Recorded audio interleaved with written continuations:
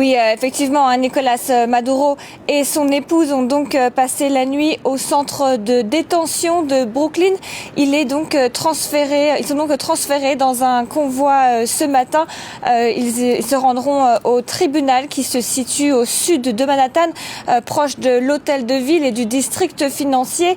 Nicolás Maduro devra ensuite comparaître devant un juge fédéral, a priori aux alentours de midi, heure locale. Alors, cette audience ne marque pas le début du procès, rappelons-le. En fait, elle constitue la première étape du parcours judiciaire, un parcours qui sera long. Mais lors de cette séance, les chefs d'accusation sont officiellement lus aux prévenus. Leur identité est confirmée et leur situation juridique est établie. Alors, on s'attend à ce que Maduro et son épouse, Cilia Flores, plaident non coupables et le juge leur ordonnera presque certainement de rester en détention. Alors, cette audience devrait, elle, rester relativement brève, mais elle est déterminante car elle ouvre la voie aux étapes judiciaires à suivre, qu'il s'agisse de fixer, par exemple, de nouvelles dates d'audience. Et il faudra ensuite constituer un jury pour examiner les preuves à leur encontre et cela, pourrait prendre plusieurs mois.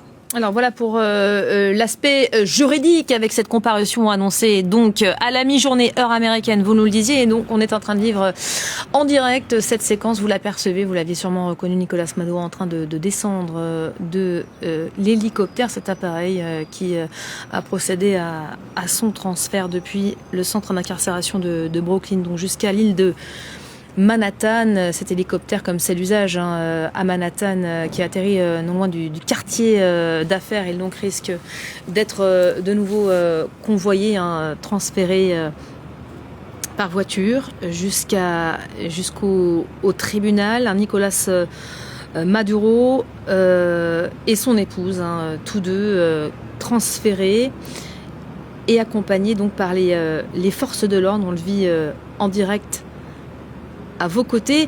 Un mot peut-être, Sarah, de comment ces images sont perçues et reçues par les Américains eux-mêmes. On a assisté à des manifestations dès les premières heures après l'annonce de cette intervention américaine. On imagine que ce sont des images qui tournent en boucle là aussi à la télévision américaine aujourd'hui.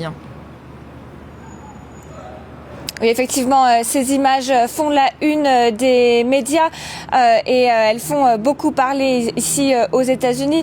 Des manifestations ont d'ailleurs eu lieu, par exemple, à New York, à Times Square hier. J'étais également devant le centre de détention où des dizaines de manifestants s'étaient réunis.